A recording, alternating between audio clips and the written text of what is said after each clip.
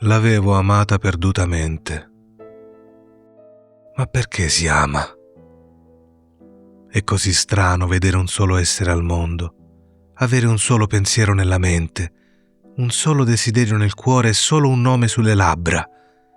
Un nome che sale incessantemente come l'acqua di una sorgente dalle profondità dell'anima alle labbra e che viene detto, ripetuto, mormorato all'infinito, ovunque, come una preghiera.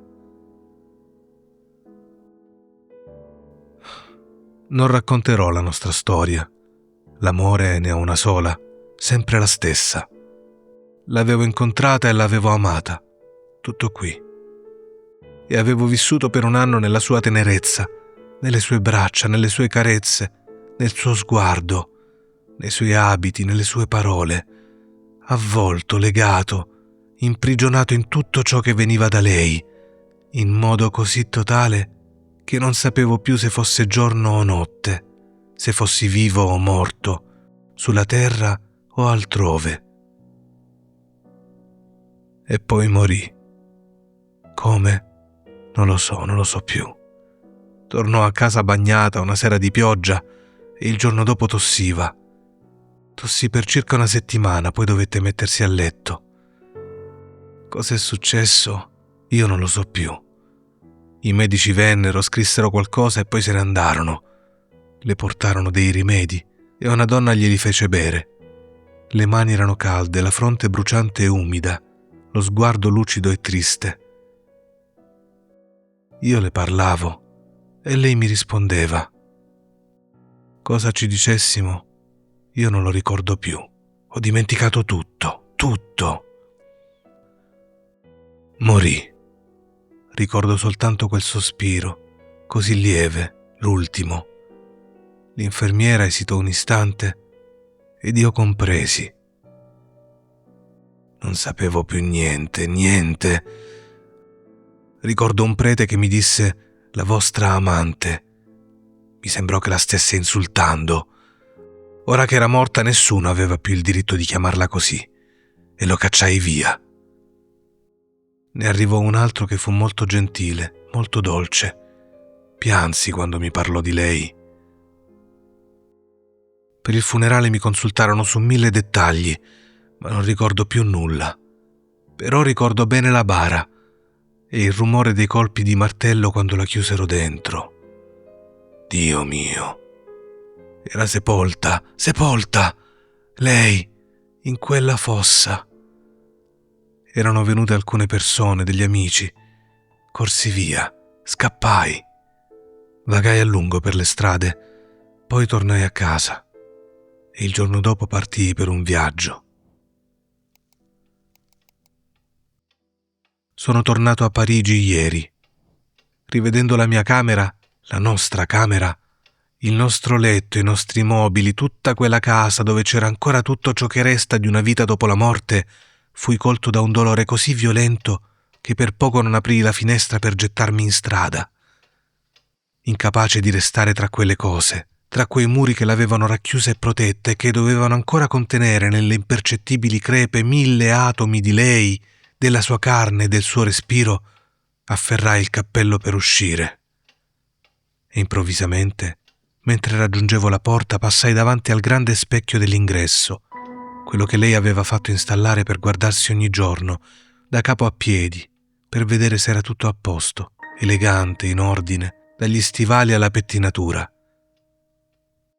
E mi fermai di colpo davanti a quello specchio che l'aveva riflessa così spesso che doveva aver conservato anche la sua immagine. Restai lì, tremante, con gli occhi fissi su quel vetro piatto, profondo, vuoto, che l'aveva contenuta interamente e che la possedeva tanto quanto me, tanto quanto il mio sguardo appassionato. Mi parve di amare quello specchio. Lo toccai. Era freddo. Oh, il ricordo. Specchio doloroso, specchio ardente, specchio vivo, specchio terribile che infligge tutte le torture. Beato chi ha il cuore come uno specchio, dove i riflessi scorrono e svaniscono, Dimentico di tutto ciò che ha custodito, di tutto ciò che gli è passato innanzi, di tutto ciò che si è specchiato nel suo affetto e nel suo amore. Che sofferenza. Poi uscii e mio malgrado, senza saperlo, senza volerlo, mi diressi verso il cimitero. Trovai la sua tomba, semplicissima, una croce di marmo e queste poche parole. Amò, fu amata e morì. E lei era lì sotto, a marcire, che orrore. Singhiozzai con la fronte a terra. Rimasi lì a lungo, poi mi accorsi che stava calando la sera. E allora un desiderio strano, folle, un desiderio da amante disperato si impadronì di me. Passare ancora una notte con lei, un'ultima notte, a piangere sulla sua tomba. Ma mi avrebbero visto, mi avrebbero cacciato via. Che fare? Fui astuto. Mi alzai e cominciai a vagare per la città dei defunti. Camminavo.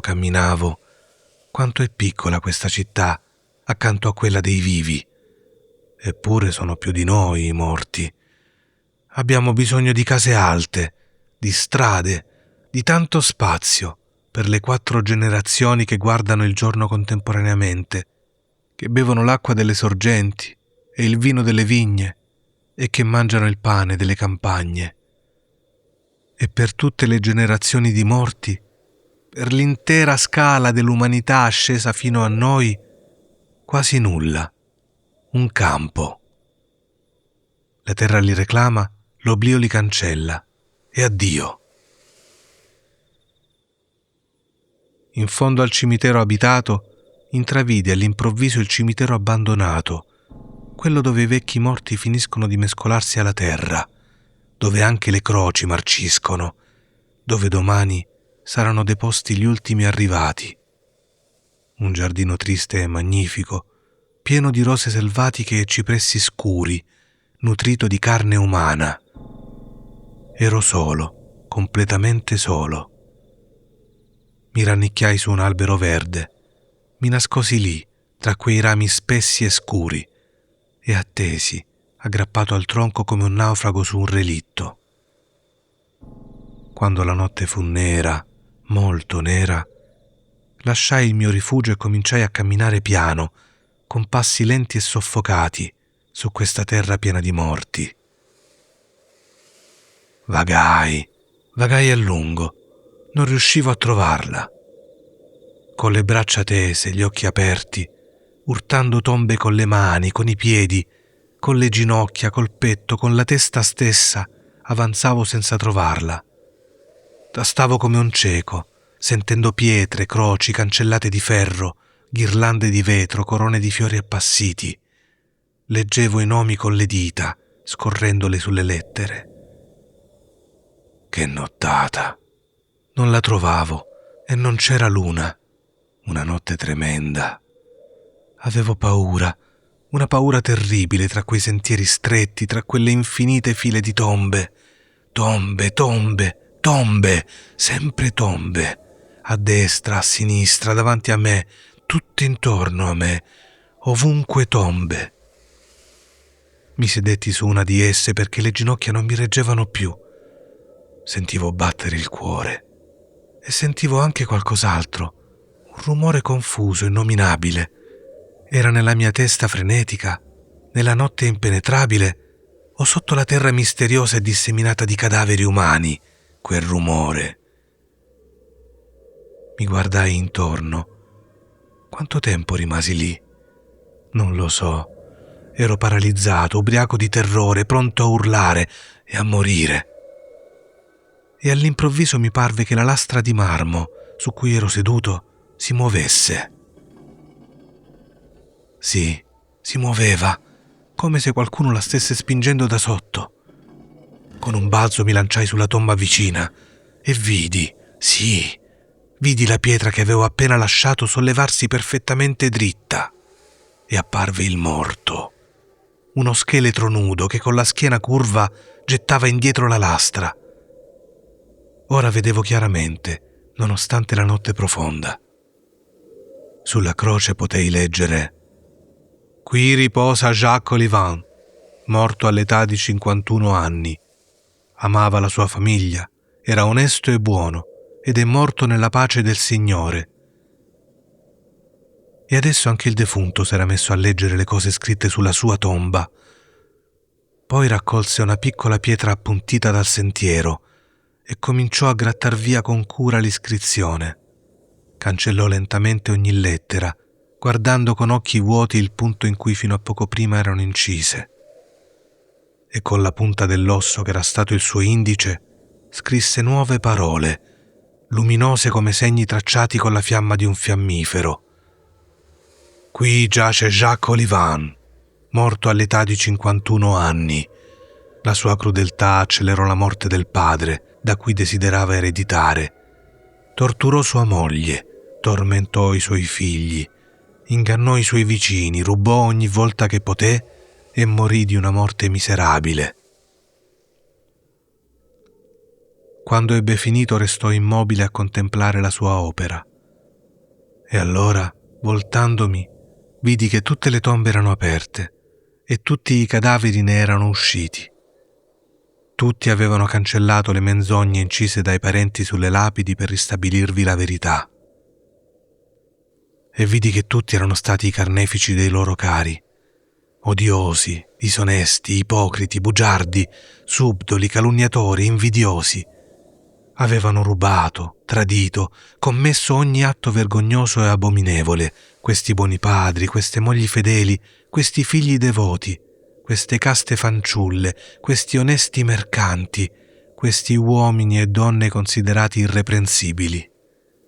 Tutti insieme stavano scrivendo, sulla soglia della loro dimora eterna, la crudele, terribile e santa verità che tutti sulla terra ignorano o fingono di ignorare. Pensai che anche lei dovesse averla incisa sulla sua tomba, e senza più timore, correndo tra bare socchiuse, tra cadaveri, tra scheletri, mi precipitai verso di lei, certo che l'avrei trovata subito. La riconobbi da lontano, senza vedere il viso avvolto nel sudario, e sulla croce di marmo, dove solo un attimo prima avevo letto «Amò, fu amata e morì», vidi invece queste parole: «Uscita un giorno per tradire il suo amante, prese freddo sotto la pioggia e morì». A quanto sembra mi trovarono all'alba, accanto a una tomba. Ero svenuto.